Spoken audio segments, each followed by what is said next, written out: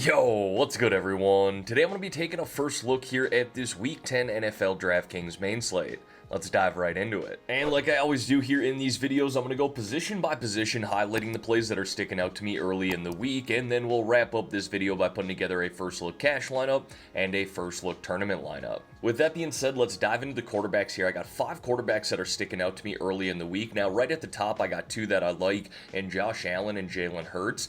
I lean towards Hurts here in this matchup against the Dallas Cowboys. That defense has been brutal this year, and really, Hurts has been awesome since coming out of the bye back in Week 5. Double-digit rushing attempts now in 3 of his last 4 games, been throwing the ball well, and again, just a really good spot there against that Cowboys defense. However, I do want to keep an eye on the status of A.J. Brown. He did leave last week with a knee injury, but it sounds like he could play here in Week 10. Josh Allen, really good matchup against the Indianapolis Colts too. I just don't love the rushing attempts here for him this season. Look, he's still got that upside to where he could score 2 rushing touchdowns in any given game, but now that he's got 3 legit wide receivers, assuming that Amari Cooper is going to be back this week, Dalton Kincaid, he has been throwing the ball more, but again, just a really good matchup there against that secondary for the Indianapolis Colts. So I think both those guys are going to be cash game viable and certainly tournament viable. I do, however, if we want to save some money, think that Brock Purdy is going to be a solid cash game play as well against the Tampa Bay Buccaneers.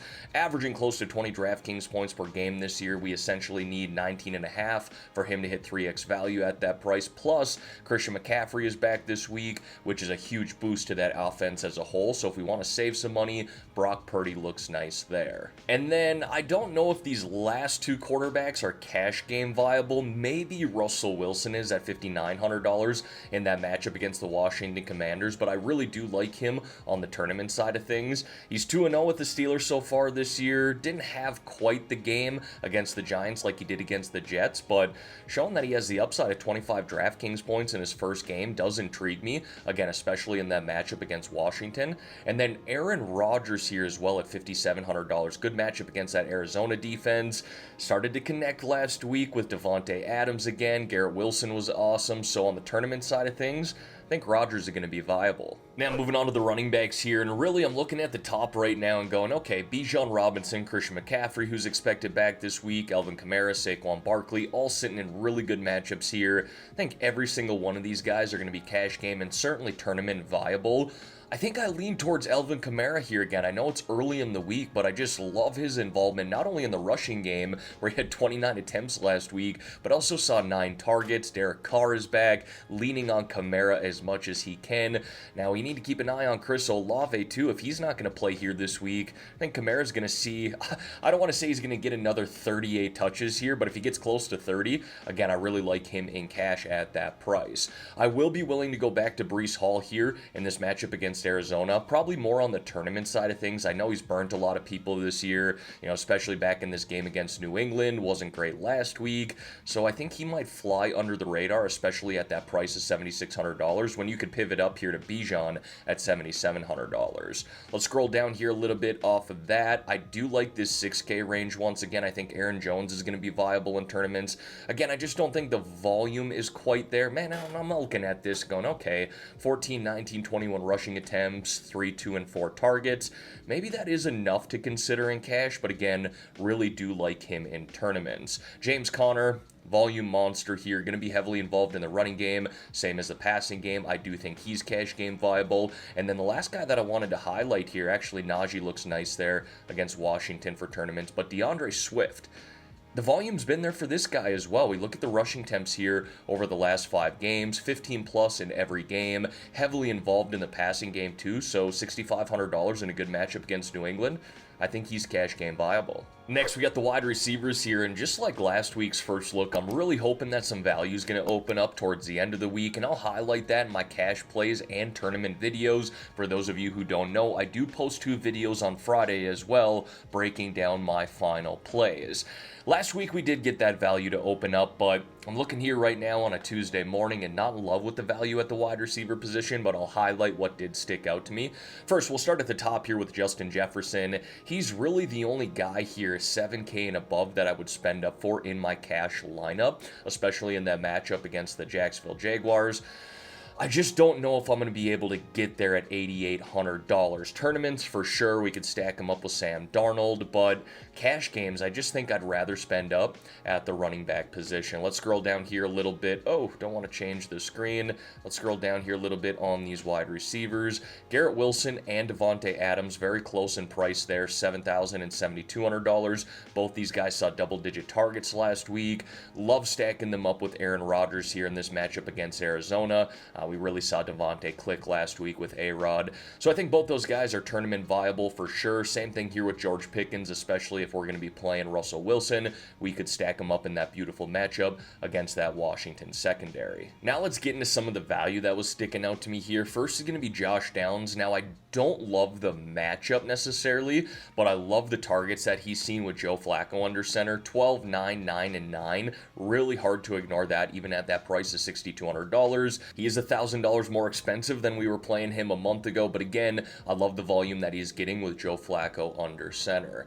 Scrolling down a little bit off of that, I think we'll be talking about these Buffalo wide receivers once again this week in that matchup against Indy, but highlighting the 5K range here. Now, I don't love the matchup here necessarily either, but Courtland Sutton now has 21 targets in his last 2 games. Again, if I'm chasing volume in my cash lineups, it's really hard to ignore that at that price of $5,600. So going into Kansas City against that Chiefs defense, I get it. It's a tough spot, but I really do like that volume there. Same thing here with DeAndre Hopkins. I don't know if he's going to see Pat Surtain in this matchup, but assuming he doesn't and Surtain lines up on Kelsey, I like Hopkins here at this price of $5,300. 9 targets in the game last night, scored 2 touchdowns.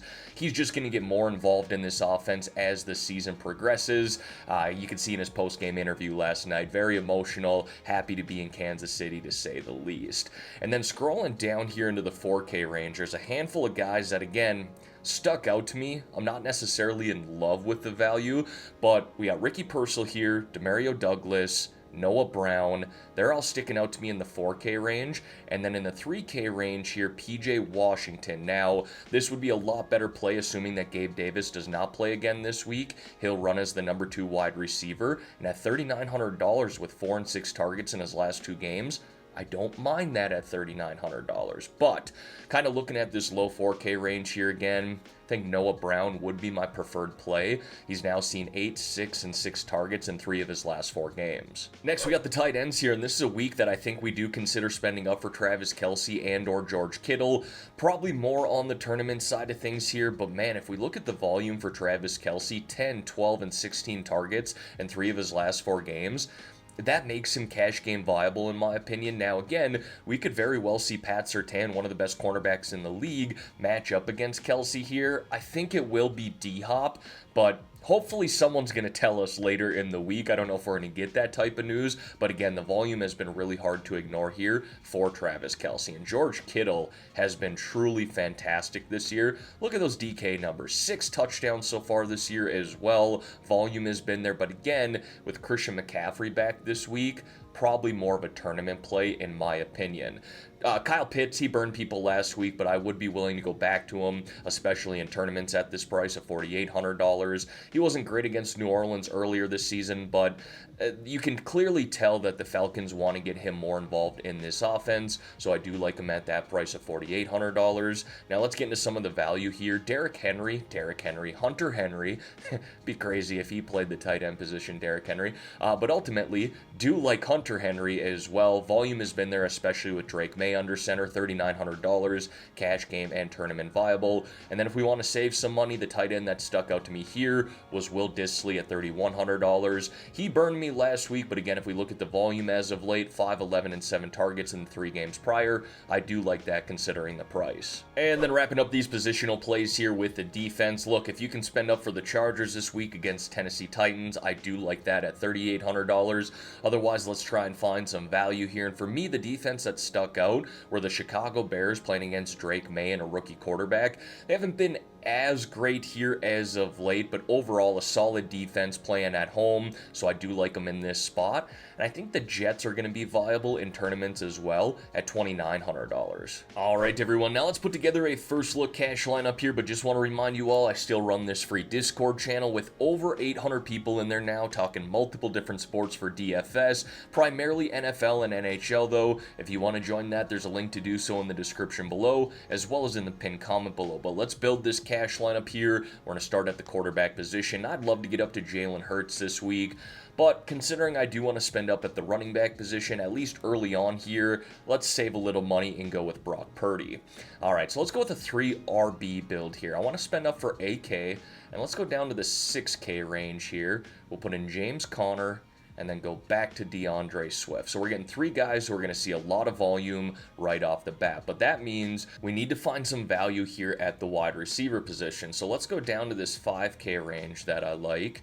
And even though I don't love the matchups, the guys who are getting a lot of volume in this range right now are Courtland Sutton, DeAndre Hopkins. Let's go down to this 4K range here as well, and we'll put in Noah Brown for starters. Okay, so that means that we should be able to spend up here for Hunter Henry at $3,900, so we'll put him in, and that leaves us with $3,300 for a defense. I think I still kind of like the Bears there. We could go with the 49ers, but we'll staple in the Bears for now, giving us $300 left over if we wanted to pivot elsewhere. And now my favorite part of this video here, putting together a first look tournament lineup. These are just really fun to build in my opinion. Let's go with a little jet stack here. So we're going to spend down for Aaron Rodgers, but we're going to spend up for 2 of his wide receivers here in Garrett Wilson and Devontae Adams, and then let's run it back in that game there with James Conner. Now, I did talk about Jonathan Taylor earlier, but I do love him in this spot here against that Buffalo defense. That run defense for the Bills has not been good this year, plus I like Taylor a lot more with Flacco under center, so let's put him in. That's obviously a very expensive start to this build, $4,000 left over per player. We're going to need to save a little money here at the wide receiver position and I don't know for sure. We don't know what the ownership's going to look like here early in the week, but I believe that Sutton and D-Hop will be higher owned than Jordan Addison, but he's in a really good spot against Jacksonville, so we're going to put him in there. And then at the tight end position, let's go back to Henry at 39. And you know what? We're going to need to save some money here. So I actually don't mind going back to the tight end. It's very rare that I'm going to put 2 cheap tight ends in my tournament lineup. But we're going to do that here today. And I'm going to put in Disley. Putting in 2 tight ends to your tournament lineup is probably going to make them unique anyways. But that allows us to spend up here at the defense position. And we could get the Chargers in a really good spot against Tennessee. So for a first look tournament lineup, this one's a bit unique, but I kind of like it. Alright everyone, that is going to wrap up this video here for today. As always, thank you all for taking the time out of your day to watch the content here on this channel. If you could like this video and subscribe to the channel, I would greatly appreciate that.